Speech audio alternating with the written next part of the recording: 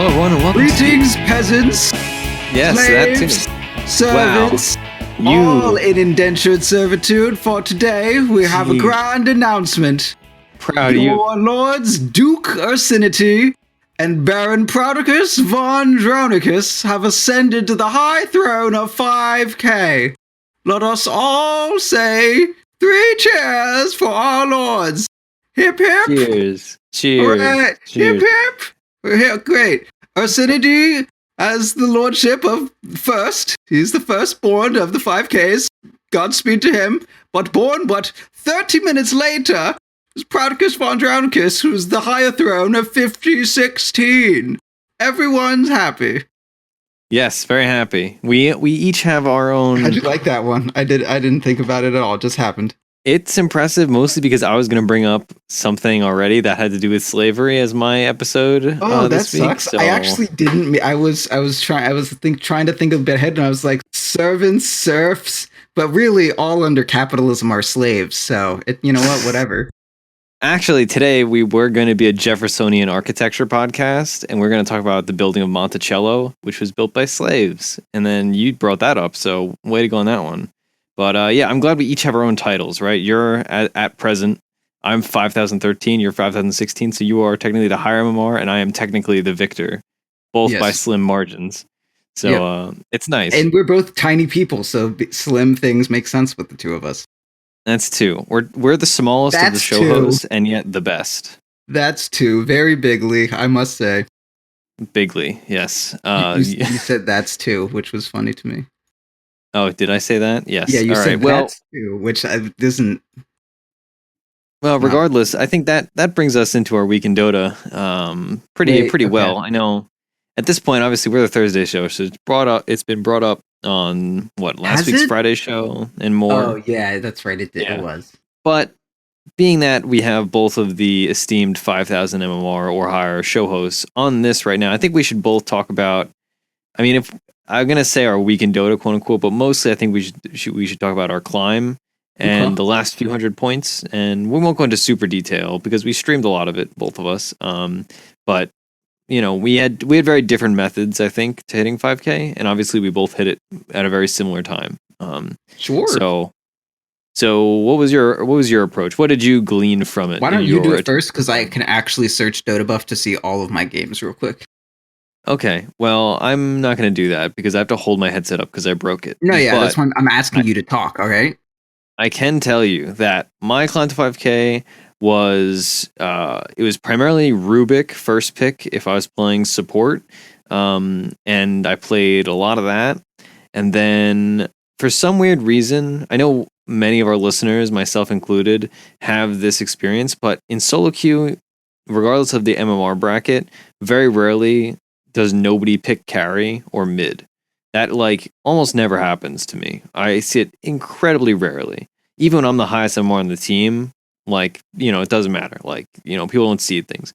But for some weird reason, my last 100-ish, 150-ish points, I think, I played only cores. I played 3 games of Juggernaut and a Sven game and an Invoker game or something. And it was weird because obviously I'm primarily, as of recently, I'm primarily a support player. So it was fun, and obviously I'm competent in those roles, but it was just an interesting twist, I guess, a twist of fate that I had where, I climbed all the way up to whatever it was, 4850 or 4875 playing support. And then suddenly it was just oh, you're going to play carries. So I just played a few Juggernaut games, and it was boring and I hated it, but I won them because that hero is good. And if you can farm, he's even better. So it was fun, honestly. Yeah, it was good, but it was refreshing, I guess. Yeah, Because that's cool. yeah, Yeah, I think we both. My turn You now. can go. I also kind of feel pretty similarly. The game I got 5K was with PA, which is right now I would say PA is my hero, as far as my best hero. But most of the other games, it was I played some Lion, I had some Omni, I had some Venge, I had an Axe win, an Underlord win, a fucking Faceless Void win. I don't play fucking Faceless Void. A Wyvern win.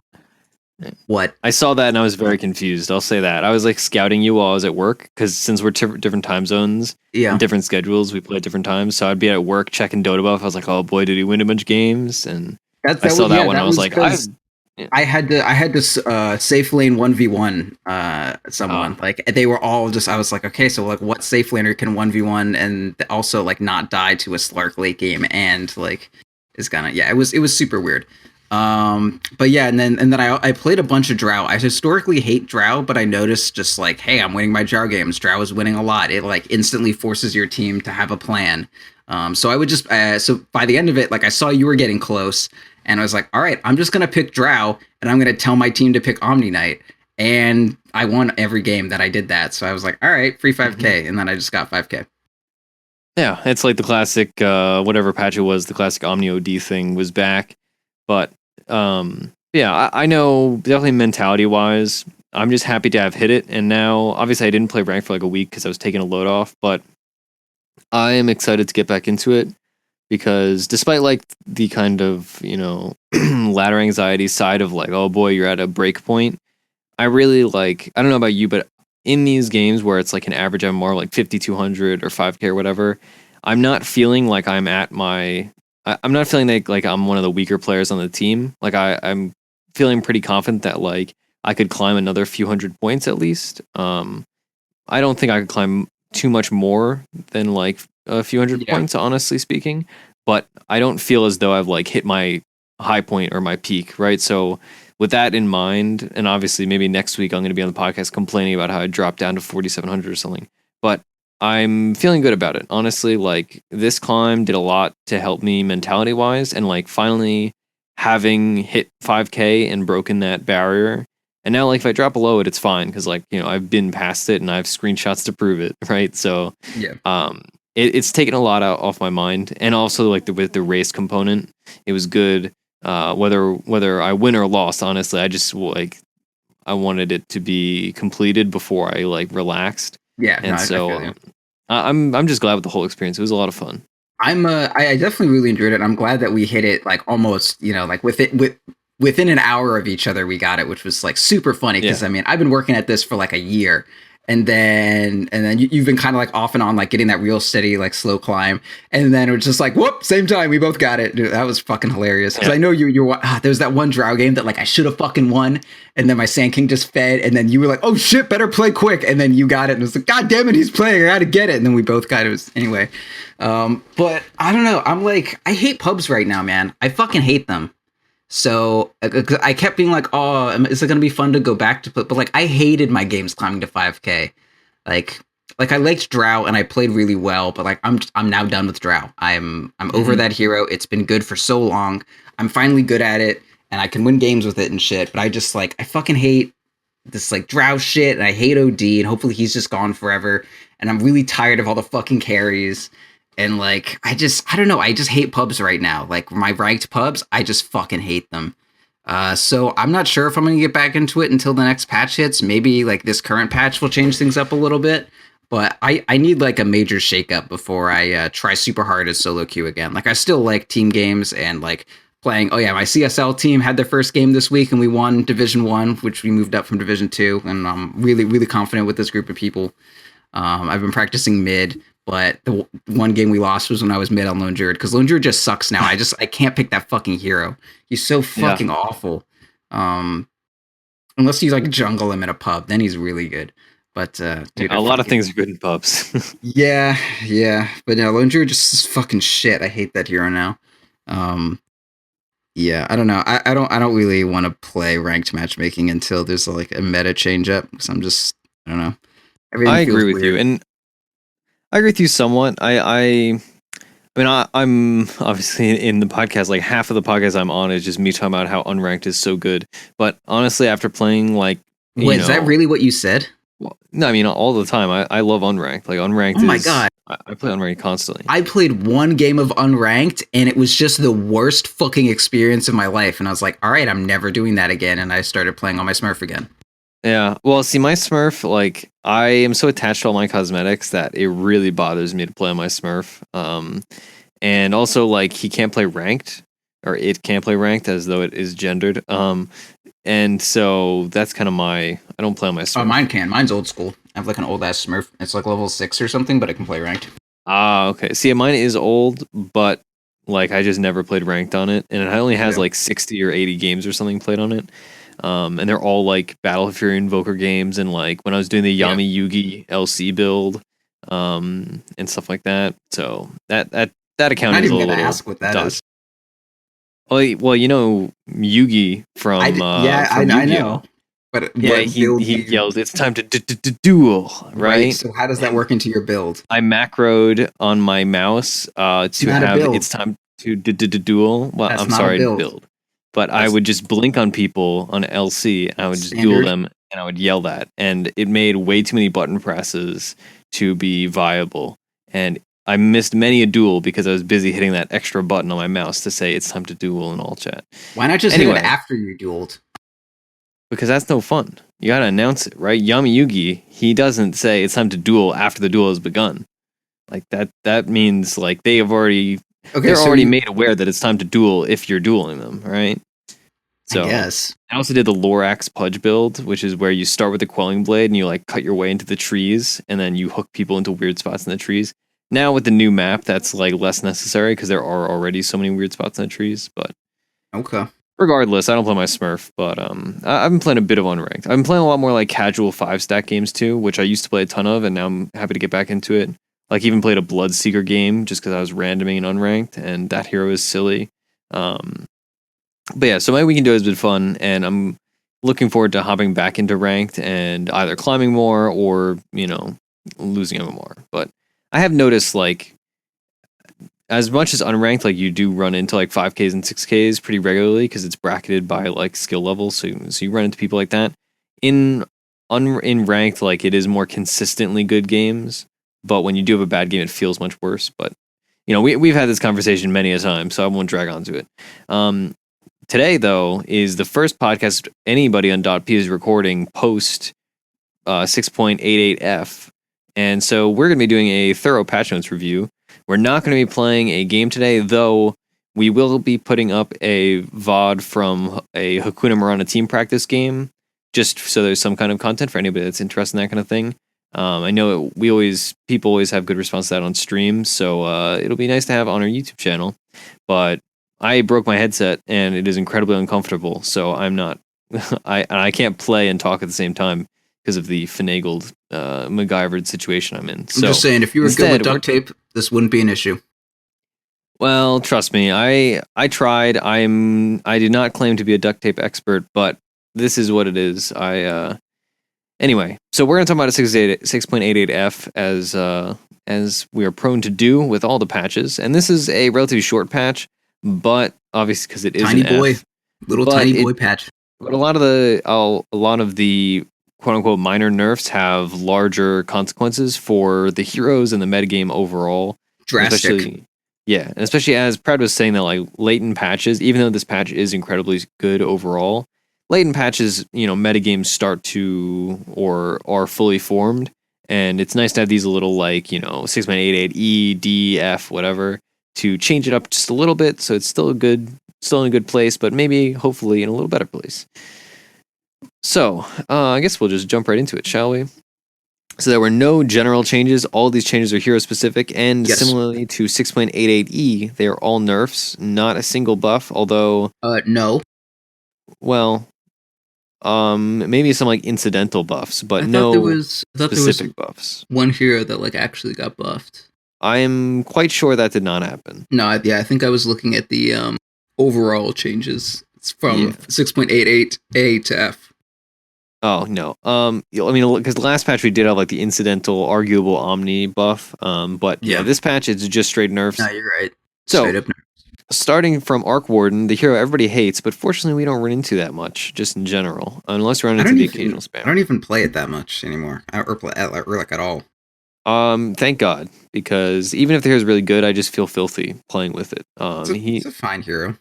Yeah, he's quite good. We'll definitely say that. He's clearly getting prepped to be brought into Captain's Mode.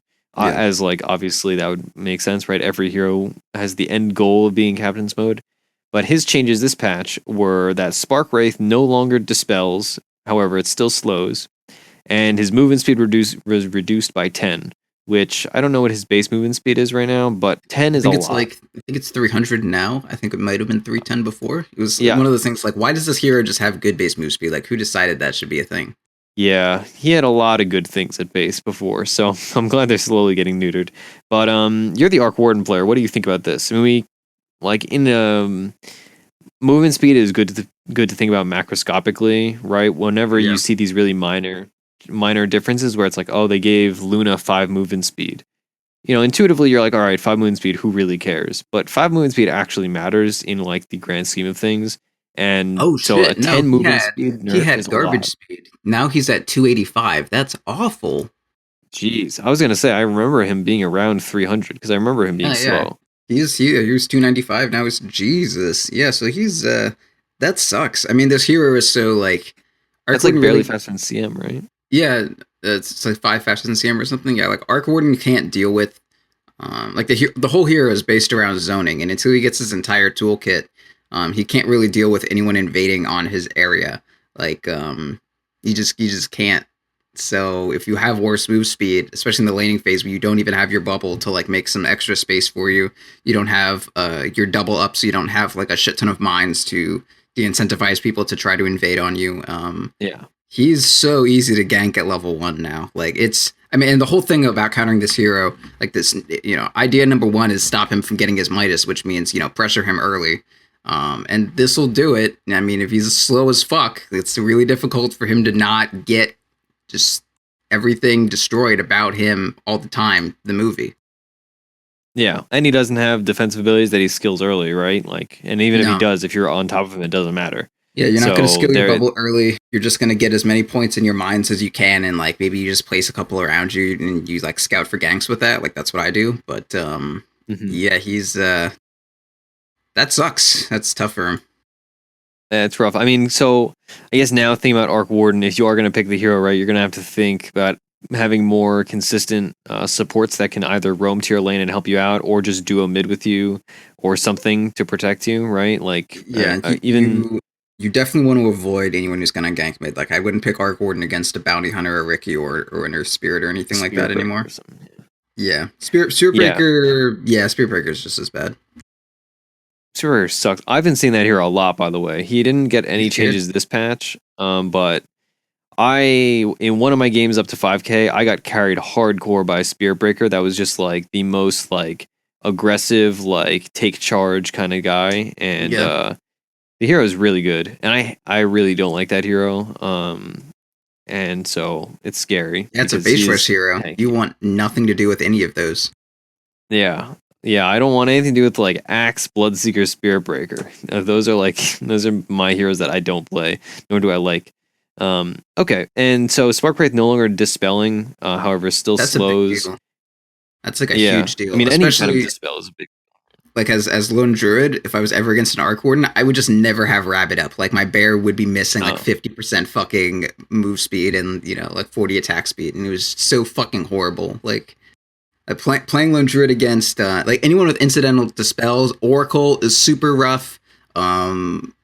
Invoker, if he ever tornadoes, I'm just like, well, guess my bear can't do shit for another fucking 30 seconds. Yeah. Arc Warden, yes, any passive little tiny dispels, like if that shit's ever meta, like Lone Druid tries to not let anyone know that totally fucks him. Like no one ever talks about that. But like when Brew was good, everyone's like, oh, you can tornado up the bear. It's like, no, if you fucking AoE dispel Lone Druid and his bear, he doesn't do shit. So I'm glad that's not here, because goddamn, I hate that shit, man. Yeah, so that's, I mean, do you think this gets him in a better place to be put in captain's mode, or do you think he still needs some tuning? I think he's fine. I mean, he's really good in pubs. It's really difficult to work around, like him getting the fast Midas and that sort of thing. But like if he has bad moves, I don't know. I would hate to say a defense against a hero being good. It's like, we'll just gank it, and then it's not a problem. But that's totally how he is right now. If you gank him, he is not a problem. And there are definitely mids that work well against him. But similarly, I mean, there are some mids that he counters pretty well. Like Invoker against Arc Warden, so fucking easy. Just summon a Forge Spirit. He will never be able to flux you. And there's like a lot of heroes that have your own things. Like Quap, if you have like a gank, you can just blink on him, and then he's just like... can't think of any hero that like reacts worse to being blinked on than well, I guess Oracle's not too bad. It's like if you get on him and you don't have your support next to you, then he can flux you. Maybe you're gonna jump into a ghost and die. But if you have like a Tusk and then you blink on him, like he's just fucking gone. Or a Bounty Hunter or a Ricky. Like he really does not deal well with heroes like Ricky or Spirit Breaker or Bounty. Like yeah. So I think he's ready. Honestly, I don't think he's that incredible. I think once he's in Captain's Mode, people will figure him out, or they'll discover a new way to play him that's incredibly broken. So one or the other. Yeah, I was gonna say you never really know when it comes down to like these specifics of like pro players playing it versus other pro players. Like it's one thing to be playing in high tier pubs that are like 7K pubs or whatever, but it's a whole different bag when it's a real professional player playing the kind of thing. So we'll wait and see. But the dynamics of coordinated Dota, like no one can really predict how a hero will like shift the meta. Like Ember Spirit was fucking horrendous, and then he was like middlingly successful, and then people just started playing more. They're like, oh shit, this hero's incredible. So it could be something like that. We're just like, hey, maybe Shadow Blade, Maelstrom, and Orchid are not the core items for this guy this whole time. Maybe like Necro really was the best thing to do, and if you just hit this timing with this kind of team composition, he can never lose. So it kind of remains to be seen, but I think he's fine. Yeah, I agree. I think maybe he has the potential to like if somebody really figures something out with him, like he can be pretty OP, or if like somebody finds out like the perfect laning situation where it's like, all right, X pro team is like, all right, every game we first to Arc Warden Lich and we run that mid and like he wins lane every time and you can't gank him because of Frost Armor or something ridiculous like that. Like maybe there is some way, but as is right now in my experience, I think he's pretty fine. We'll see though. Bat Rider, his changes were Flame Break knockback no longer interrupts channeling spells, incredibly significant. So think of this like Blinding Light or other knockbacks, and Flame Break burn duration increases from 3, 4, 5, 6 to 4, 5, 6, 7. So that means it is doing 1 damage per second, or 1 second's worth of damage more at each level. That's decent. Like it kind of, I mean, I wouldn't say it makes up for it, but now he does more damage overall, like a good bit more. So that's solid. Yeah. It's a buff to damage and a nerf to utility, essentially. And so this is a very significant change. Obviously, the first bullet point is far more important. Anything that used to break TPs that no longer breaks TPs, that is like one of the biggest nerfs that you can get. Like, I don't know. Like, imagine if they said, like, Luna's Lucent Beam no longer breaks TPs. Or, like, the Jug nerf from a long time ago, you remember? Where they're like, oh, yeah, there's no more mini bash at the beginning of Jug ult. I still get people in my pubs flaming me for not, like, Omni-flashing everyone I see TPing. And I'm like, yo, that does not... And they're just, yes, it does. Motherfucker, it does not anyway. Yeah.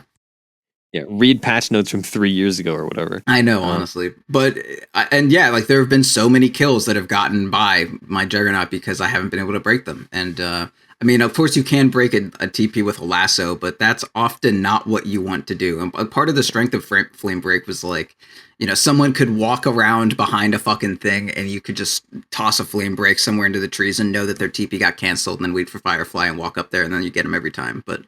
yeah, it's rough. And on like, that note, Witch Doctor, man, breaking Witch Doctor, like shit, like Witch Doctor and CM. Like if CM were to like stealth herself and like Glimmer Cape ulti, like Bat Rider was like one of the perfect heroes for dealing with that. And I'm even fucking more, man. Yeah. Well, also one of the bigger implications that this has at like higher levels that Moon Meander was talking about is that Bat Rider, as like before this patch, many Bat Riders would not get lasso until like level 8 or 9, because that's when the timing would come up where you got your Blink Dagger or your drums at least, and then you have both that and lasso. Yeah. So they would just super dominate lane with, a couple points in sticky goo, sticky napalm, right? Then, points in flame break because of the damage, and then points in obviously Firefly. So it's going to mean that Bat Rider now is going to more often than not have to skill ult at 6 just for the the idea of solo killing, right? Yeah, no, that's a good point. And that's otherwise, I mean, you can just TP out at any point against him. Exactly. So this will be nicer as a support player because we can get out of it, but it definitely is a significant nerf to the kind of lane presence of the hero if all of his threats can be mitigated with a 75 gold item. Yeah, 50. Yeah, so it's nice, and definitely, as you said, it's far worse against these kind of like super important channeling spells like Black Hole and CM ult and Witch Doctor ult. Even though the more regular occurrence this is going to come up with is the interaction with TP Scroll. Yeah. So yeah, pretty significant nerf. I know. Also, worth noting, I was watching some pro dotes today, and a team just like first pick bat, anyways. So it's not like he's totally gone. He's just definitely have to play him a little differently. Think about him a little differently. Yeah, a bit less solo kill potential. I think. Or you have to play around like forcing TP before you've lassoed or something like that. I don't know. But the hero is still definitely solid. I know this is maybe a minor tangent. We were talking about this on Twitter right as the patch hit, that you and Faf especially were declaring this the anti-Hakuna Marana patch. Yes. Where they definitely nerfed a lot of the heroes we play. Myself in particular. Actually, I shouldn't say in particular, but I think all of our members had at least one of their core heroes nerfed. I think I had all of mine.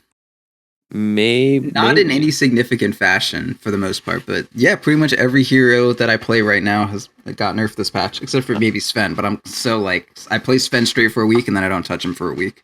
Yeah, at least Ogre didn't get touched, and that hero is very good. I like picking Faf Ogre. Yeah, that's fair. All right, so next hero, Bounty Hunter. Track movement speed bonus reduced from 20% to 16, 18, 20. So scaling up to where it is now, but at lower levels, it is 16, 18, 16, 16%, a 4% difference. That's going to mean like a difference of effectively like a windlace worth, I would think, like at low levels, assuming you just have like brown boots. Yeah, maybe close to that, sure. Yeah, give or take a windlace. So, and also it applies to everybody, right? It's not just the Bounty Hunter. So this is a minor nerf. Honestly, Bounty Hunter, like, I don't know if he was super deserving of a nerf, but maybe it's just because we see so many other 4 roamers instead that we haven't seen Bounty. If Ice Frog was in my CSL team Discord when we were playing that, there were a number of kills that we had to back off on. So you're like, no, track move speed. We're not going to be able to get him. Track move speed. And we were like, just barely. But then like, no, the track move speed was a bit too much. So like, if this came out a week earlier, I'm pretty sure we would have gotten like 2 or 3 more kills and that game would have been a lot easier.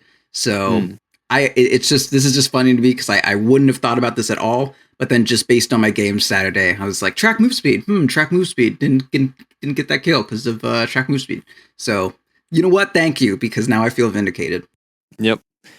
But yeah, do you think this... I think we should probably go over this with every hero, but do you think this is going to drastically change anything? No. Of the hero? Like, I think this is one of those super minor changes where you're going to notice it in certain situations and it's a nice little retuning, but it's not like a make or break type of thing. Yeah, law of averages, this isn't going to matter for me again and for like the next 3 months, because it did matter for me on Saturday, so probably won't happen again soon. Yeah, good Bounty Hunter players can be scary, that's for sure. All right, next hero, Centaur Warrunner. This is a significant nerf to a strat that's gotten popular in like the last few weeks, last month. Yeah, I want to say like 2 weeks as far as like mainstream appeal. Yeah. All right. So they changed Centaur. It fixed return working on Centaur Illusions, which implies that was not supposed to work before. Yeah. But regardless, that means that you can no longer do the tower siege thing with Shadow Demon Illusions or Manta or Illusion Runes. So Centaur now is no longer the trying to think of a good way to word it, but he used to be a 0 cost hero. Like you would just send illusions and it'd be like, all right, we'll risk tower killer that also secured early game. Exactly. So that was certainly an issue, and we saw some teams picking it a lot. So I'm glad that could change. I know we won a few games with it, but it was a strat that we didn't use the illusion interaction of it at all, really. I mean, we did a bit, but no, we didn't. In one of our games, we did, but for the most part, like getting the towers was no issue. It was just the Raxes. Yeah. I think the hero. So I think. Follow me on this one. With the recent cheese, as much as you can call any cheese strat regarding pushing towers with the illusions, that kind of brought to light the Centaur's value as a hero. Outside of that, if that makes sense, right? Like he was getting picked because of that, but like he was able to shine in other respects despite it relying on that gimmick. I think Centaur actually has some legitimate use still. I know a lot of people joke, or at least, or I suppose maybe seriously say that he's just like the bad version of Slardar in a lot of cases.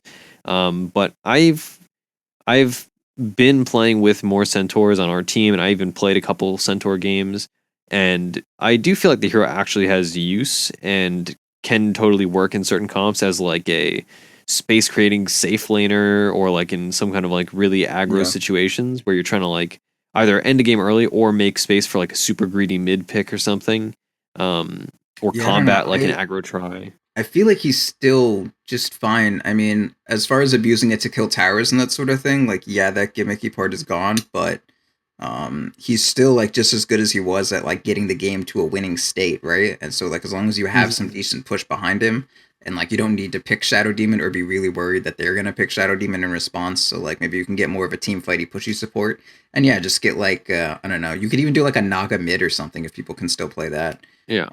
Just there's so many options. What'd you say? I know Kunarana can. Yeah. No, we definitely can't have a Naga mid. Maybe I wish. Maybe a Centaur mid and a fucking Naga safe lane. But at that point, what's the point? Oh yeah. Anyway, and like the games that I Naga. played. Yeah, that's true, and I'll just siege you farm. Not that I have to, you'll just take it anyways. But yeah. I think Centaur is honestly still pretty okay. I definitely agree with you on like once a hero gets played, people are more like, I'm already practiced with this hero. Let's see if I can get this to like work anywhere else. I don't think we'll see him as an offlaner because there were just so many fucking good offlaners. But I think he's still fine as a safe laner, to be truthful. I don't think I think he was really good before in coordinated Dota. I think maybe picking him in pubs is probably maybe gone, but in coordinated Dota, like I think Centaur is way better than Slardar, outside of the fact that he's not like a minus armor thing. But like Stampede is so fucking good. We've gotten so many kills based off just like, oh, I'm gonna Stampede here, and then you're just like, whoop, okay, we got him. And he's like really good against Drow strategies. I think he's one of the better Drow counters, honestly. Makes sense. That was definitely actually the standout when we talk about like finding out things about heroes that are aside from the actual like cheese strat or whatever. That was the thing that I felt the most by far, was the use of Centaur ult, like just in everything. And it felt like it was pretty much always up. It has like a 60-second cooldown or like an 80-second cooldown or something. It's 90 at level 1, then 75, then 60. Yeah, and it's just up. It's just up. It's awesome. I'm all about it. So I think this hero is interesting, and it definitely it was interesting because do you remember when they added Centaur Ags and everybody was like, "This is the most OP thing in the entire world, and this is going to ruin it." No one used it. Well, there was like a week in time where people were like picking a lot of it, and then they realized like, let's just pick a Baden instead because his Ags does basically the same thing, but he's a better hero. But regardless, I'm interested in seeing more Centaur. Partially because I have really cool looking Centaur cosmetics, and I want to use them more often. What do you have? I just have the Warhammer set now. I have the Warhammer set, but I also have the Immortal headpiece, but I have it like imbued or whatever. Oh yeah. It looks like every like emo middle schooler's dream. That's what I think of. Like Growdy Dota, he is all about my Centaur set, I'm sure. All right, that makes sense. Drow Ranger. This is, I think we could all. I don't know if we'd all say is the defining hero of the patch, but definitely one of the defining heroes of the patch. I would say she is. Yeah, she got a minor nerf in 6.88E, or maybe not minor, but she got a nerf in 6.88E. And in this now, she had another nerf. Now her strength gain is reduced from 1.9 to 1.6. I know someone mathed it out on Twitter, and they were saying that it is a 4.3% nerf in health coming out of laning phase with a Dragon Lance, like with that build. I saw that too. Yeah, so a not insignificant nerf, but another small nerf to tack on to the already growing list of small nerfs. Yeah, I don't know. There's this phenomenon in Dota where I feel like when a meta hero gets a slight nerf, they just get picked more. Do you know what I mean? Do you want to test it or whatever? Yeah, I don't know. Or they just like the patch is getting so refined to the point where like, okay, yes, Drow needs to get nerfed, but like the wave of people being like, all right, guess I have to just pick Drow is like also getting there at the same speed. Like the understanding of how OP the hero is. Like I started playing Drow in my solo games like basically a day after she lost 5 fucking damage. So what does that say? And I still, just used her to get 5k and won like 80% of my Drow games. But I feel like this honestly isn't enough. I feel like Drow is kind of similar to Enchantress, where like on paper they're super squishy, but they just build tanky ass fucking items. Like most Drows I know, like I go Hurricane Pike into BKB. Yeah. And I see a lot of Drows go like Hurricane Pike into Shadowblade or Dragonlance into Shadowblade, and like I don't know, like her strength gain is not most of her survivability. Like a Enchantress, you know, she would just build like fucking Dragonlance Ags. Like that's the tankiest shit you can fucking do. Like the Enchantress that's supposed to be squishy as shit has so much fucking health anyway. Same thing with Drow. Or like 6.83 sniper, where it's like, all right, this hero is easy to counter. You just jump on him and you kill him because he has no health. And it's like, oh, but wait, he builds SNY Scotty treads. Oh, we lost. Dude, yeah, I would play like Troll Warlord and I jump on him. Like, all right, I jumped on the sniper as Troll Warlord. It's like, it didn't fucking matter, dude. He has Scotty. I can't man fight him no matter what. So I think item wise, her base stats honestly aren't that important. It's a good nerf. I just like Drow was still the thing. Like she's maybe not first ban, but she's definitely first pick. Yeah. I'm in agreement. That's for sure. I think and everything she pairs with is just as good. So like, I actually think that's probably the bigger implication. And one of the big pairings we've been seeing recently, Drow OD. OD got a larger nerf than this, and so we'll be talking about that later, of course. But that is one of the big things with her is that there's just so many good heroes to pair with her. Like Medusa's even legit right now in certain situations. Yeah. It's she like, makes. Yeah, it was like Wisp, like you can nerf Wisp, but as long as like CK is still good, Wisp is fine, and then Tiny's still good, Wisp is fine, etc. Yeah. All right, so our next nerf, Faceless Void, got a direct nerf, -1 base armor, so that means he's gonna be taking a little bit more damage at level 1, and he already received a change/nerf last patch. I think it's almost always a nerf in like hyper situational instances. You could call it a buff to like really perfect time dilations, but in general he got a time dilation nerf last patch, so another minus armor nerf. This is going to help a lot as far as, or hurt him a lot, I suppose, in getting zoned as an because we don't like Faceless Void. I like Faceless Void a lot, but I like him as a safe we laner. Don't like going against him. Yes, agreed. We have had a lot of struggles, trials and tribulations of zoning Faceless Void. So this nerf is going to help you zone him. He, as of right now, I think one of the big issues with zoning Faceless Void is that he's a natural hero that builds both PMS and an Iron Talon. So he has PMS, all that damage mitigation, and Iron Talon adding armor to him, and he used to have decent base armor, and he's an agi hero, so he has agi growth. So this is a nice welcome change. It's not going to change the hero drastically, but we'll definitely feel this. Yeah, no, I agree. Just making him easier to zone, because I mean the thing with Faceless Void is he's all about thresholds. Like once the damage hits a point where like you can do enough like ambient damage to make it so that your damage isn't going to come in like a big burst. Like if you can, and it's kind of hard to say, like if your ability to zone him isn't based on big magic damage bursts off your skills, then you can actually zone him. Because I mean, he can just time walk off like any burst, but your passive zoning on him is normally going to be through auto attack. So if he has less armor, then you're going to be able to do more like ambient damage to him that's less bursty, and it'll be way, way easier to zone. So I think this is a lot bigger of a change than it may look at first, in terms of like being able to zone him with just like auto attacks. Now I think that you're actually able to do that. All right, so going back down to the question, is this going to affect the hero's pick rate? I think we can both agree it's not going to affect it. It's just going to make his laning phase a little I think it will. Like, I feel like the whole suite of Void stuff is maybe getting like a little bit nerfed. Like Drow is a little bit less, OD is a little bit less. I think Faceless is going to be picked a little bit less in the offline. Like he's easier to zone now, right? Like that's a thing. Yeah. That's like, I mean, that is like the core of an offlaner. Is like, all right, do you get zoned easily? I think if this is gonna have any implications, maybe we'll see more strats where the team has Faceless Void. They're going to, instead of just defaulting him to offlane, we're gonna see more safe lane Faceless Voids in like a safe lane duo lane, or like a 1v1, or even like a safe lane tri lane with a roamer or something. Sure. I think we'll see more of that for sure, which I prefer because I love Faceless Safe. All right, so next change, another Proud nerf, Juggernaut, and I guess a me nerf, because this is what I played to 5k. Despite my absolute hatred of this hero. Juggernaut, healing ward mana cost increase from 120, 125, 130, 135 to a flat 140 at all levels. This is a big deal. All right, like incredible, man. Like now, God. Yeah. Now, if you use Healing Ward in a laning phase, you are essentially screwed as far as kill potential goes, right? Because unless you have a mango, but even if you have a mango, it's still going to be close. I don't know. You need the mango to spin ulti pretty much anyways, unless you're at 100% mana. Yeah. So, like, you use your mango, you better not use the skill until you're 6, because you're not going to have shit. Yeah, you better pray you have a wand charges or something, or maybe just keep buying mangoes. I don't know, but this is a big deal. Yeah, on one hand, totally is. On the other, basically, there's no reason not to max Healing Ward now on Juggernaut outside of getting stats. Mm-hmm. Like, just max this shit, man. It's so incredible. Yeah, that's true.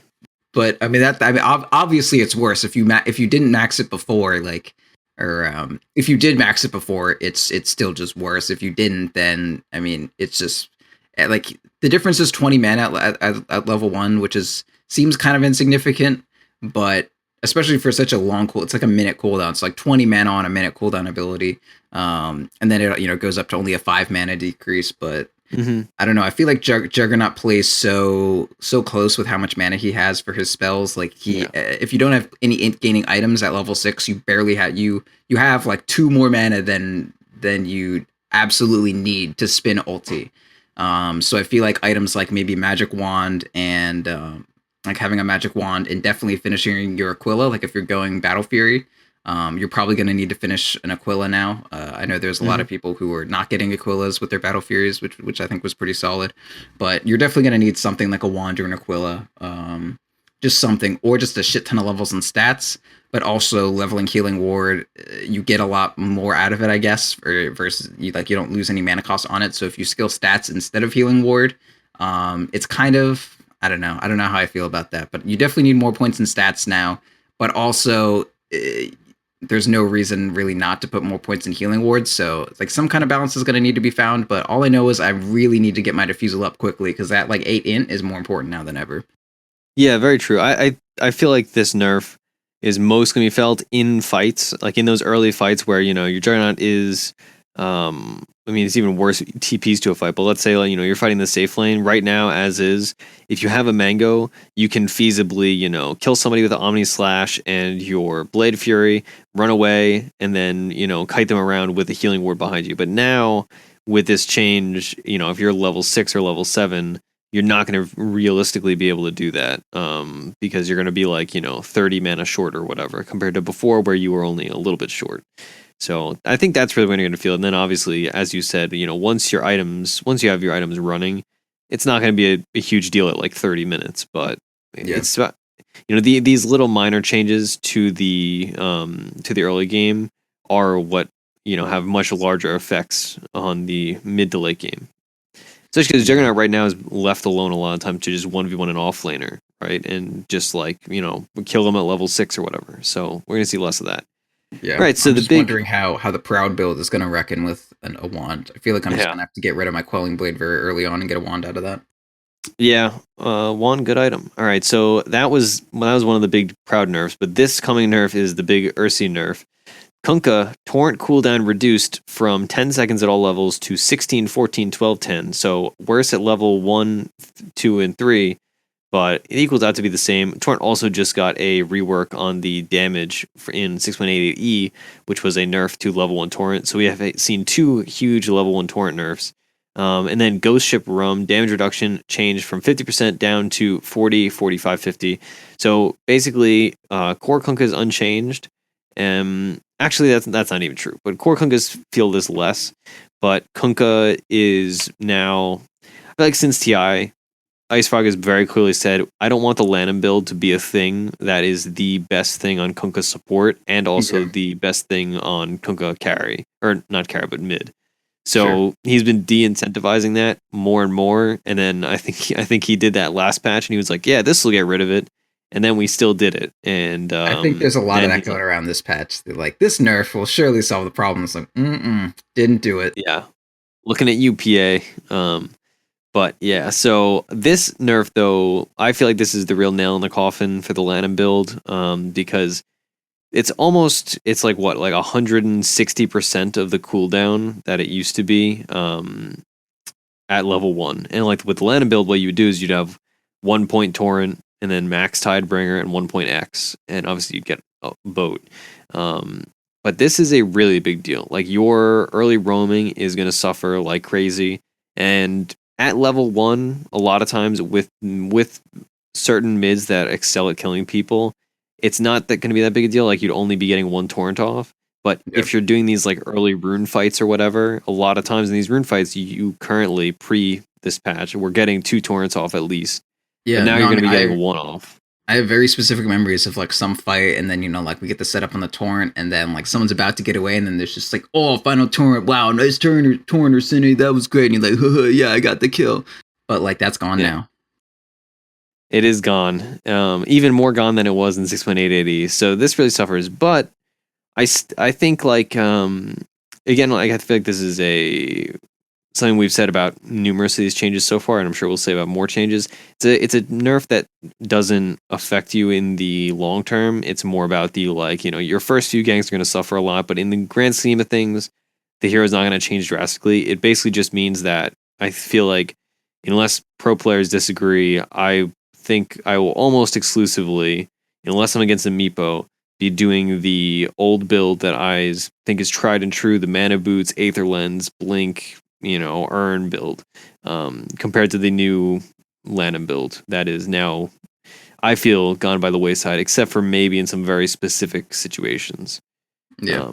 So that's my 2 cents on it. I think we'll have to see. The Ghost Rum damage reduction is not that huge a deal, honestly. Like you're gonna feel it, but not in a significant margin. I don't think it's not going to change the pick rate of the hero. The torrent might, honestly. Like people might now. I think that will. I think support Kunkka is definitely a lot weaker overall. Like, yeah, it's just weaker in the very beginning, and like you can't think of it as like a hero that's going to scale into a physical damage core because the Lanham build is going to suffer so much. But that's so much you got to think of it success. More. Like, but I mean, X Mark is still like a god ability. It's very good, but I mean, Dota is a game where you only need a small change because I mean, you don't need to be a good hero. You need to be a better hero than the other heroes. And like, Kunkka is worse than Sand King. Saying it. Yeah, absolutely. And Sand King did not get nerfed this patch. Best hero in the game. Honestly, the god hero. Not gonna lie. I think Kunkka is still viable. I just think, like you said, he's definitely worse. But if your mid isn't gonna suffer in the first few lane or in the first few waves and you can get a little XP, I think the hero is still relatively fine. It's just a bit more situational. Do you mean safe laner? So yes, safe lane. If your safe laner isn't going to suffer. Well, either or, right? If your like mid laner is requiring ganks, Kunkka is no longer the hero that's going to provide those. And also, if you miss the torrent, like that means that like those people are going to feel safe for a lot longer. Yeah, currently. That's true. 10 seconds is very different from 16. Yeah, it's like 6 whole difference. 6 whole difference, yes. 60% different math. All right, Mirana, she was nerfed. I believe this is almost the exact same nerf, except with different numbers. Yep, just another second. Yeah. So Starfall Scepter cooldown now reduced by 1. So now it takes 10 seconds to cool down. What do you think? I mean, I think this is just a quality of life thing. Like I don't honestly think she needed it. Like the 8 to 9 was good, but 9 to 10, whatever. Meh, I mean, it's whatever. It's like a slight farming nerf. I think it's fine. I think this is a really good thing to be able to tweak, I find. Because it's like, it doesn't make her that much worse at any one specific thing. It's just like, I don't know, and like the tempo of it doesn't really matter too much, but it will come up. It's like one of those changes that it's not going to affect you every game, or you're not really going to notice too hard when it does affect you. But over the course of many games, it will equate to like maybe like a 1% or like a 0.5% win rate difference. Yeah, I agree. I think this is definitely not a change that is going to affect the pick rate, or it's not going to affect the fact that if you're playing Mirana, you're going to be buying Ags. But it will be felt, and it is like, in those prolonged team fights, you'll notice maybe one less Starfall if the team fight's really long, if that. But it is noticeable for sure. Or rather, it is not noticeable, but in the grand scheme of things, it may be. Yeah. All right. Morphling. Morphlin. I'm very happy this hero had nerf, by the way. This hero was like, honestly, when it came to climbing to 5k, Morphling and OD were the plagues. Like, getting against actually good morphing players, like, I lost so many games that just felt so won.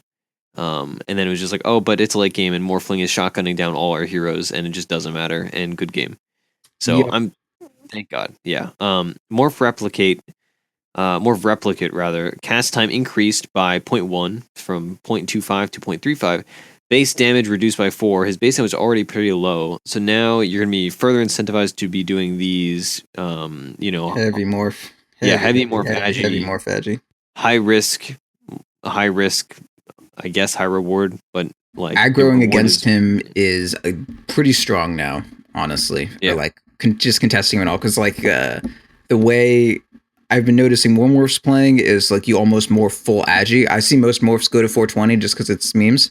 But honestly, you get down to like 360 is the lowest. Yeah, I think 360 is about as low as it goes. But then you have like fucking like 65 damage or something plus your starting items. Like it wasn't uncommon to have, after your first little round of purchases or out the gate, depending on what you build, to have like 70 damage at level 1 with Morphling, which is honestly incredible.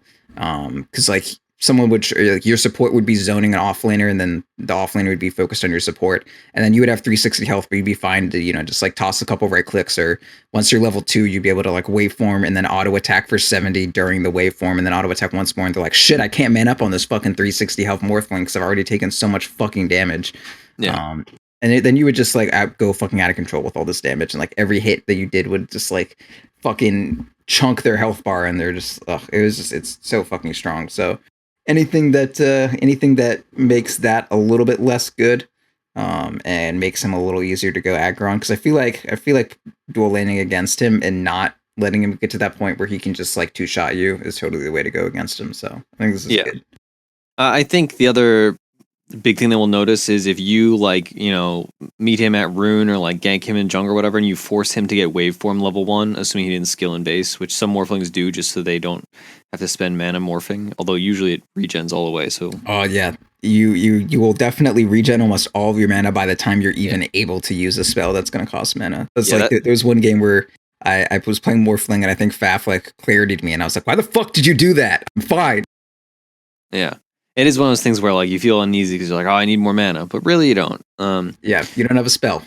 All right. But yeah, so this is really going to suffer if you are forced to get waveform at level 1, and then like you get aggroed on, or like you get pushed under a tower, and it's like, okay, well I do like 43 damage or whatever. Yeah. And like life is hell, and I don't want to live here. Personally, I don't think I skill in base now on Morphling, because I never want to go waveform level 1. Like I'd rather die, honestly. 'Cause, I mean, if morphing strength isn't going to get me out of a situation, probably waveform won't. And then if waveform does, if I'm in a tri lane, I'm not going to get level 2 till like after the first wave is like gone already, and like that's a long ass fucking time, and I'm not going to get like almost any of those last hits if my lane is contested at all, which it probably is if I had to skill waveform level 1. So true. I don't think there's any world where you don't skill waveform, or where you do skill waveform level 1 anymore, honestly.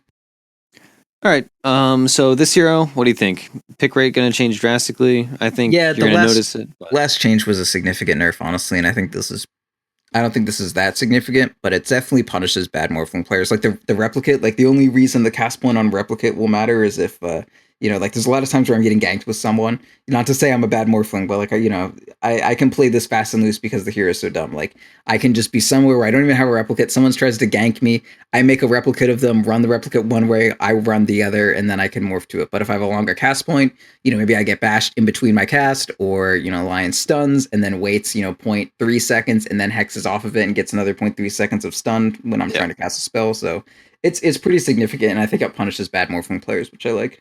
Yeah, never underestimate the effect of cast point changes. It's easy to think that it's not a big deal. Every 10th of a second really matters, though. All right. Nyx Assassin. Nyx's Scepter Burrow cast time increased by 0.5 from 1 to 1.5. This is a nice nerf, I guess. I like Nyx Assassin, so I kind of wish it didn't happen. But people were complaining about this. It is like Nyx's Aghanims. I've been saying this for a long time. I'm glad people have wised up to it in the last like patch or two. But Nyx Ags is incredibly strong, and when you have Ags Aether Lens and Blinker Force Staff, it is like a whole different hero. Like his Aghanims is phenomenal, honestly. That's incredible. One of my favorite Aghanims in the game. And people forget, but like it gives you so much regen too. Like if you 7% health and mana regen per second. I didn't know that it gave you regen. I mean, I did at some point, but I don't remember that shit. Yeah, you can stay out of base permanently. It's like almost a fountain's worth of regen. It's incredible. That's crazy. Yes, and then it also makes you take like 40% less damage, so you're just like so fucking tanky. Ugh. Yeah. It's some, but I know there have been many times where I've tried to like escape something by like burrowing, but now you're going to be a little less likely to get that done. The other thing that's going to really be noticeable on is the whole maneuver where you blink, burrow, and then you use spike carapace that would stun people if you had Ags. Yeah, that's going to be harder to do now, and there's going to be more time to react. So that's going to be noticeable. Overall, though, I mean, you still buy Ags on this hero, like it's still incredibly good. But it's going to be every once in a while you'll die, or you'll get a kill on a Nyx, because of this. But it's not going to change the game. There's a little bit more counterplay available against burrowing, and like if someone's going on you and you're trying to burrow responsively, like or in response or whatever, like you're probably going to die before that goes off at this point, or get interrupted and shit. So I think it's a good change, honestly.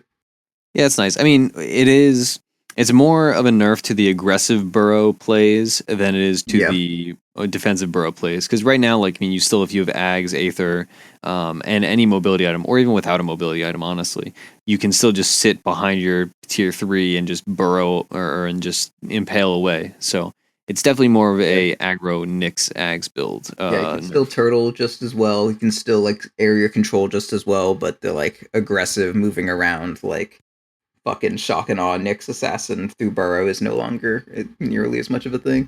Yep. All right. So Omni Knight. Holy shit. The big nerfs this patch. Thank God. Honestly, this hero 60+% win rate previous to this. We'll see what it changes to.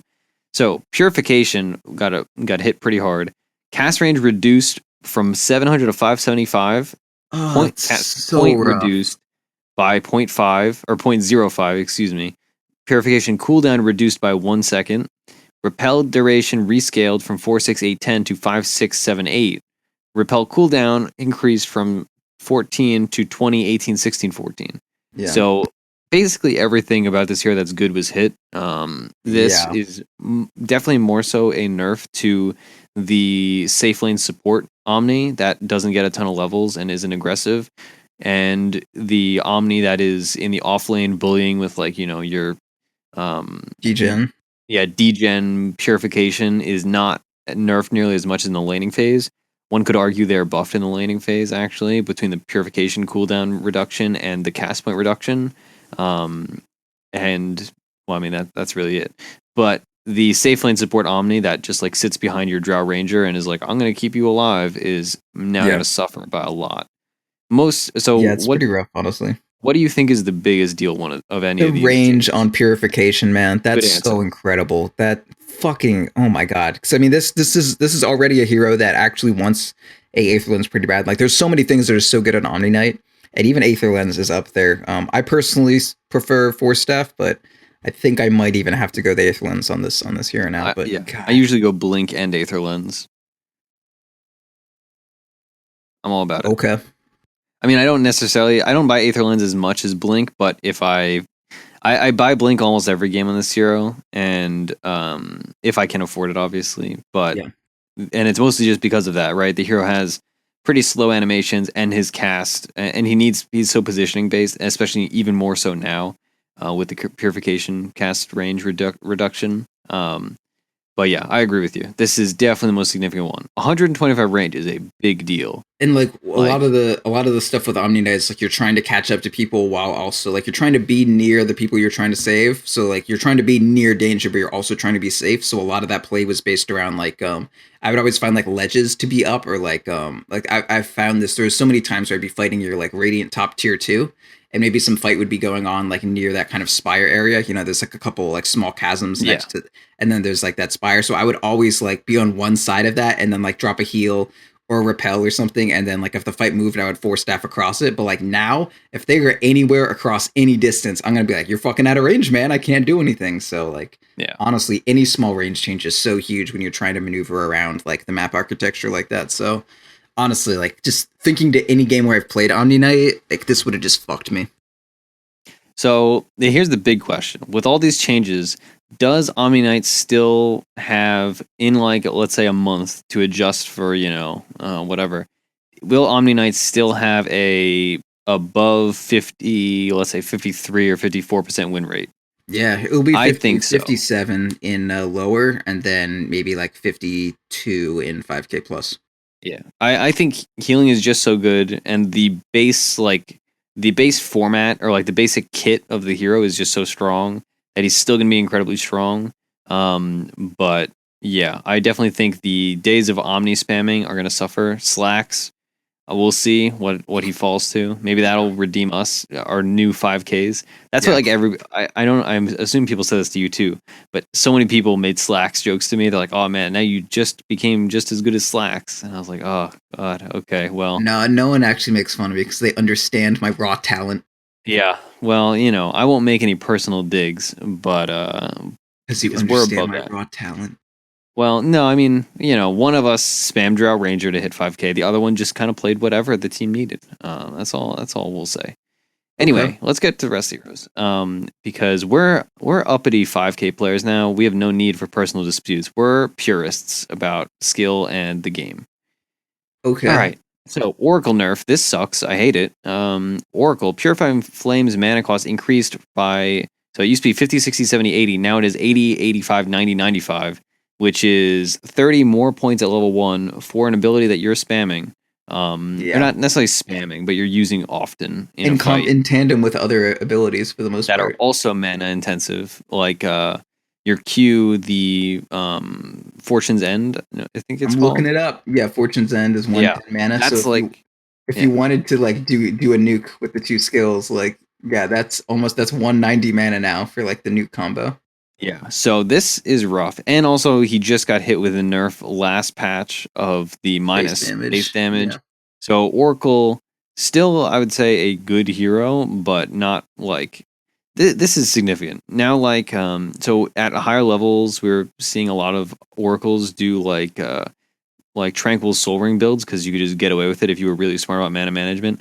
Yeah. Now it's like, if this hero is behind, kind of like Omni Knight, if this hero's behind, you're just screwed. It's like, all right, I'm behind and I can't get mana boots and I require so much mana that I'm just shafted. Like I can just do nothing. Yeah, so no, you definitely don't want to be behind on Oracle anymore. I mean, not that you wanted to, but yeah, but like you could have pulled it off before, and like the hero can farm pretty well with purification or purifying flames. God, that is so confusing. With purifying flames, you can farm because you can just like one shot creeps, and that's why like Oracle offlane. Some people we used to play that. I don't know if they still do, but like there are some gimmicky things you can do with purifying flames. But now that's gonna be way harder. Yeah. And it's also a big nerf to Ags. If you're doing Ags Oracle builds, like this is going to be even more noticeable, which is very rarely done. But like, I've seen it not zero amount of times. But I mean, if you're spamming this, that's going to be 15 mana per cast, and you're casting like one every 3 seconds. Like, it's going to add up. So it's like super significant. Just the combination with other skills, like the fact that it's 190 mana to fucking Fortune's End someone, like at level 1 Purifying Flames. Like once you get that max, like Jesus Christ, it's 200 and it's not too much crazy, but yeah, 205 mana to do your Fortune's End plus Purifying Flames nuke. Like that's crazy. It's rough. Do you think this is going to drastically change the pick rate or win rate of the hero? I think it's going to change it a little bit between last patch and this patch, but that's it. I think it's going to be pretty significant.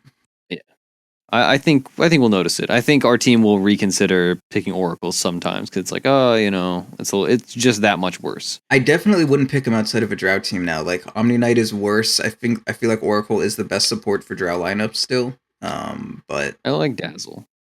I don't think Dazzle's good. But I think Dazzle's good. But anyway, I like him, but I don't. If like purely to support a Drow, I like Oracle way more. I just like Dazzle in general, and for Drought Strats, I like having all the extra armor and like the long range waves and stuff, and the minus armor. Yeah, but anyway, that's a whole nother conversation. We got to power through these last 5 because we're probably not as is not surprising to most people. We could talk about simple patch notes for many hours. All right, so OD nerf. Thank God. Honestly, like if I could play gospel music right now, I would, because I hate this hero. I want to climb mountains and shout from them and say OD should not exist in Dota 2. I've been practicing a lot of OD lately. Like that's what I've been playing on my Smurf. Just like, oh, he's really good. First pick OD. Because I mean, like I wanted to play mid for my team. The person on my CSL team doesn't. Our other core who like switches off mid with me doesn't play OD. So it's like, all right, like that's a good place to start. It's a farmer and it right clicks and it's a mid. Like it's a good place for me. And like on my OD is good. And I'm just like, I put into a bunch of games and I'm like, all right, I'm a solid OD.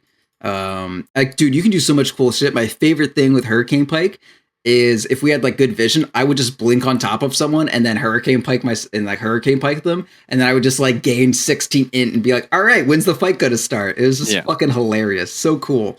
God.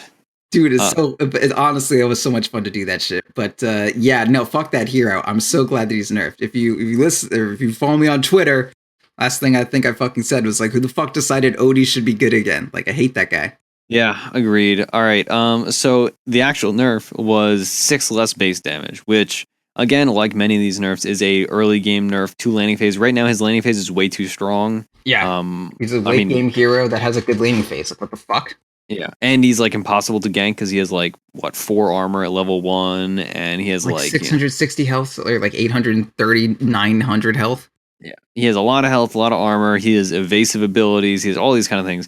And while Astral Imprisonment did not get nerfed and is still an incredibly strong ability, largely because of the cast point to bring that back. Cast points are important.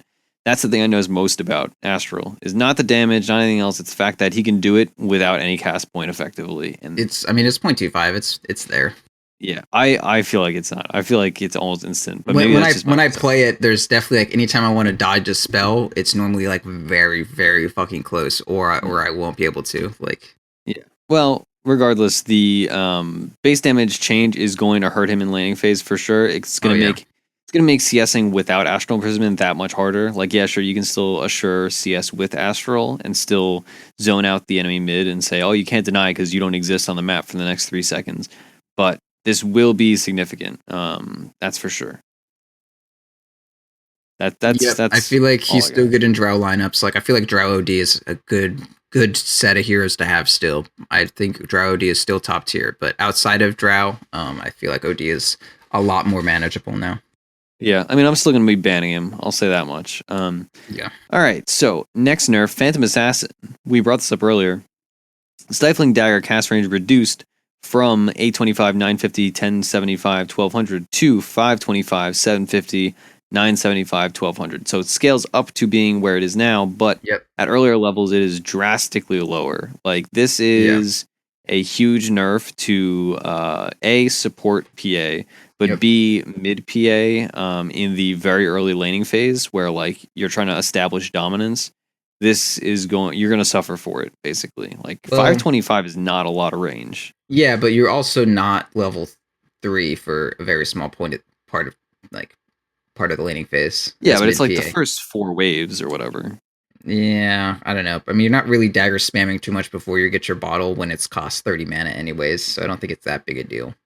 I mean, I definitely think it's a bigger deal because with the support build, but I think now there's more counterplay and counterpick potential against Stifling Dagger. Like, now if you're playing like a long range hero, like right now or previously what people were doing against OD and PA was playing Sniper to just outrange everything. And now I think that's going to be more effective. Not necessarily Sniper, but just playing like long range heroes like Lina against this. And, you know, it's definitely solid. Even safe lane PA, I feel like is a bit worse off from this, because I mean, a lot of the games that we would play, I would just be like CSing, and then I would just like toss daggers, you know, on the other side of the lane, be like, here's some help, and that would be super helpful. But now that's a lot harder to pull off. So they nerfed the hero that I like, which sucks. But it's mostly roaming PA. So honestly, like if no one was doing that shit, I'd still have my PA unnerfed. So fuck all of you. Yeah, agreed. NP played it today and fucking hate him, or yesterday. Pissed. I'm not about it. I as fun as PA is, I'm kind of like I don't want this hero to be a thing. I shouldn't say it. I don't like the weird gimmicky ways to play it. Even like mid PA, I feel like I don't. I've played it and I've won a not insignificant number of games on it. And it's very strong, but I don't like PA in like a role that is not her like basic one position carry role. Like she needs to stay over there. That's my official opinion. Okay. So yeah, I think we're going to see a lot less Phantom support Assassins in their place. So you don't want them to start getting dreams of the big city. Exactly. No. Well, I mean, doesn't Phantom Assassin become Spectre in the lore or something? So I want her to stay. That's as mentioned so much, and I always say I don't know. Oh, okay. Well, whatever. Anyway, Spectre is a French ghost, and PA is not French. So I don't know. All my voices are in Korean, so everybody's Korean in my. I'm not saying that she sounds like a French ghost. I'm just telling you she is one. Oh, I didn't. Well, okay. I was gonna say yeah. Anyway, next nerf. We only have a couple left. Spectre is a French ghost. All right. I'll take your word for it, buddy. Just like you'll take my word that it's formerly PA. Well, that's weird because PA is not French. Well, she moved and she picked up the accent. I think she's Italian. Smokescreen slow reduced from 19, 21, 23, 25% to 13, 17, 21, 25%. Good. Next hero. Agreed. Yeah. Ricky is far worse at low levels game. Should not be a support. Ricky shouldn't even be in the game outside of your 2K pubs making you learn how to buy detection very slowly. But I don't know, man. We were talking about this on Tweet. There's too many heroes there's a lot of heroes in the game that just have no right to be competitive high picks, like Pudge and Ricky and Bloodseeker and Techies. Yeah, like those heroes, just leave them in the fucking dumpster. Like you can play them in pubs for fun if you're a specialist, but that shit should not be first pickable. I agree completely. I used to be like, we probably talked about this on the show maybe, but I used to be like, oh man, I want Ricky, and like I used to try to find ways to make him work and like do gimmicky things like roaming support Ricky, and then it was always like, haha, that doesn't work. And then in like the last few like major patches, he's like actually become a legitimately really strong 4-position roamer. And now like I wish I never said all those things because God, I feel dirty about it. Like the hero's just way too good. Gimmicky heroes should stay gimmicky. Yeah. All right. Shadow Demon. Another Shadow Poison nerf. Mana cost increased from 40 to 55 at all levels, similar to the Oracle nerf. This is a big deal. Between the Shadow Poison nerf last patch in 6.88E and this nerf, this spell is so much worse. It actually is like mind-boggling how nerfed this hero got. Probably for better. Definitely for better, actually. I mean, the hero is still like first pickable after the last nerf, so I mean this is good. I just I don't know, man. I was I took a picture of all the heroes from the Dota client and I started marking it up like, okay, who do I still play? Like, what are the fucking ramifications of this shit? I'm like, I don't fucking know, man. Like, who's the best? Is Shadow Demon still the best support? Kunkka's not, that's for sure. Ah, man, that's the real question. I think King every role. Like, is that just what I do now? I just draft 5 Sand Kings. That's the dream. Honestly, I wish we could draft 5 Sand Kings. I don't know. Sand like Kings and a Centaur. When it comes to pubs, I still like. If I'm playing a pub, I'm just like I'm gonna play Rubik because he can do everything. Shadow Demon, like he used to be able to do everything. Nowadays, you need to actually like be good at Shadow Demon. You can't just pick him because he's really strong. And B, you need to have some level of coordination either with another support like a Shadow Demon Rana or Shadow Demon Kunk or Shadow Demon Lina. But now like you're gonna suffer a bit for that. The hero's still okay and like good in these like illusion push strats, but like his effectiveness in the early laning phase and early fights is drastically lower. I think unless you're doing one of these combos. I feel like he's more of a like if he's maybe becoming more niche, which I think you kind of touched on, but I think one of the niches that he's definitely touching on is as like a counter to illusion heroes. Yeah. I think that's definitely like which is good. Like, heroes should have roles. They shouldn't just be fucking objectively good. So like I like that these changes are happening to him, but it does leave me like, oh no, what do I pick now? Just pick Rubik. He's fun. Yeah, I mean we haven't picked Shadow Demon in a while, anyways. Yep. All right. So Underlord, the last hero, the hero that I think both of us can also cheer about. Fuck him. He was nerfed we shall see if this is a significant enough nerf, but it is pretty significant in at face value. I have not actually seen the hero since the nerf in a game. So, Atrophy Aura, attack damage reduction changed from 18, 26, 34, 42 to 10, 20, 30, 40. So worse at all levels, especially though at low levels. Yep. It's like almost half as strong as it used to be. Yeah. I mean, you still, as far as the damage reduction aspect, you still get the, the damage and all that shit. Oh yeah, you still get damage, but when it comes to like if you're getting zoned, you can't just punch the other person freely if it's like a Treant Protector because it's like true. okay. Oh yeah, by the way, Treant, I think Treant is like almost got to be a pro pick after these nerfs to both Oracle and Omni. Maybe. I know I like the hero. I think he's good. I think we've had some strong performances with him too. Like I think it has promise. I mean, we haven't, but I've played him. Now, like our team hasn't. I've never picked him, but oh, well, I mean, I've played him in pubs and stuff and felt fine. Yeah, okay. And I also so have seen him played him in pubs and done well. Yeah, but I feel like maybe I'm just dreaming pie in the sky, but I feel like Dazzle. That's going to be Dazzle's. I mean, Dazzle's definitely going to fill the void somewhat. The faceless value spot. Yeah. I mean, yeah. Also, like Dazzle's like my hero. I love Dazzle. He's like one of my best supports by far. I don't really associate you with Dazzle at all. I'm going to be honest. Really? He's the only hero in Dota buff I've ever had ranked by number. I was like in the top 500 Dazzles at one point. That's kind of embarrassing. Yeah, I don't even think about you as a Dazzle player at all. I actually think your Dazzle sucks. That's such a joke. That's actually not true. I dominated a game the other day in team practice, playing Dazzle and roaming around and having like just godly shadow waves, shadow bombs, and like bombs. That one value point in Poison Touch, man, I was just like walking around the map and like I was wicked sick at one point playing a 5-position Dazzle. Yeah, well, I mean that's what you do. You just steal every kill. I'm just really good. Yes. Okay. Yeah, it's like, all right, we've got him. We're all grouped up on him now. We're hitting him. And you're like, all right, heal bomb time. Thank you for that one. Yeah, I'm looking at this game. I was 11, 15, and 32 at the end of the game. And I think all 11 of those kills were within like the first 20 minutes. Did you say 15 deaths? Yeah, I mean, eventually it was a 48. It was that game where like there was 350,000 hero damage. Okay. But regardless, best game. Yeah. Regardless, anyway, Dazzle's really fun. I think we should pick that hero more. Anyway, I can agree. That's as far as we are for specific patch notes. Do you have like a quick summary? What you think are the larger implications of the patch, if any? Invoker's definitely going to come out as more of a pick now with OD nerfed. Storm Spirit is going to do great. I feel like Storm Spirit is just like people are getting better at him, and Storm Spirit is just a hero that scales so well with people's skill. And with Ricky nerfed, Bounty Hunter also nerfed. Like Storm's weakest aspect right now is the laning phase, and a lot of heroes got early game nerfs. So I feel like Storm is in a much better place. Mm-hmm. So I feel like if you're a mid player, get your Storm shit going again. If you're a mid player, get your Invoker shit going again. We got to talk to Flub. Yeah, Slark. I think Slark is going to be a little bit better off, maybe. Not entirely sure, but like the nerf to a lot of these heroes kind of makes the more like lockdown traditional supports look a lot better. So maybe not so much for Slark. PA mid probably not as good as it was. So again, another Invoker buff.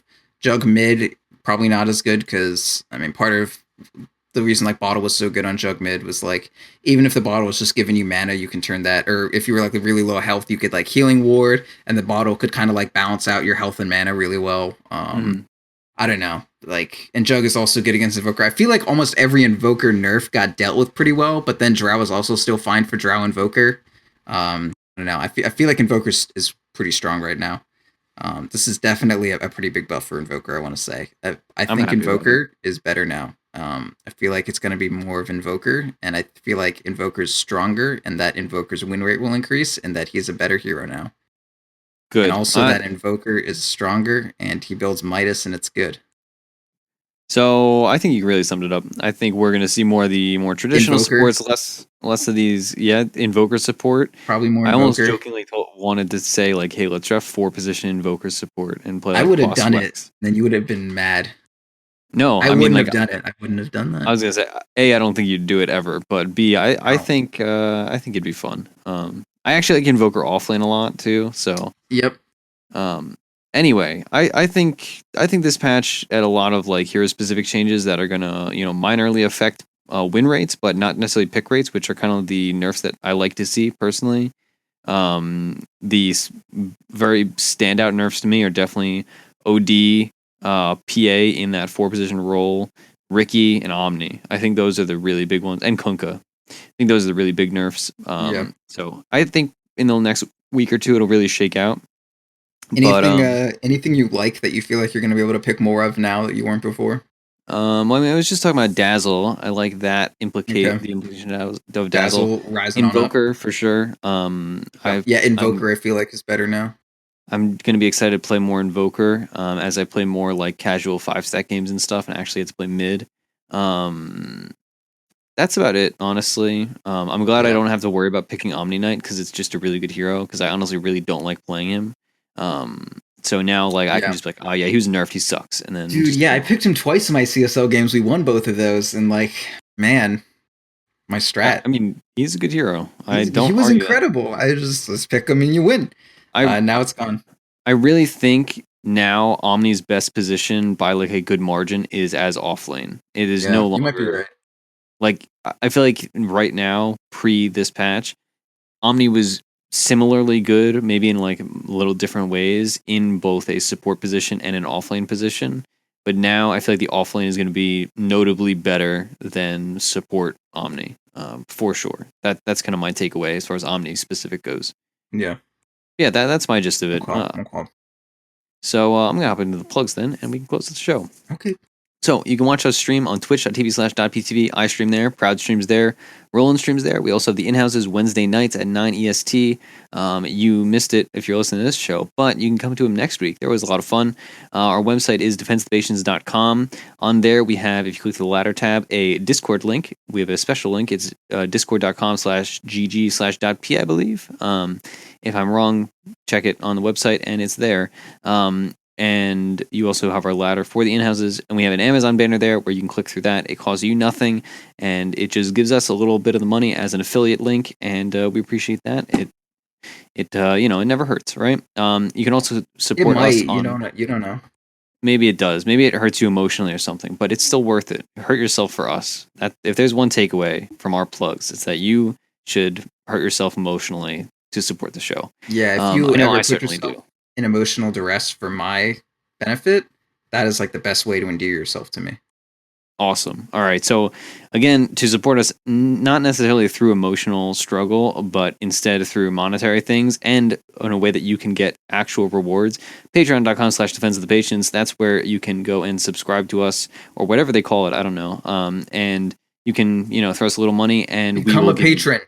I think that's become a patron. Yes. Patronize us. You can patronize us. Yes. In a literal sense or a, monetary sense. The way you can get replay reviews from any of the show hosts there. You can commission your own episodes of the show if you want to hear us talk about, whatever specific thing or specific strat or what have you.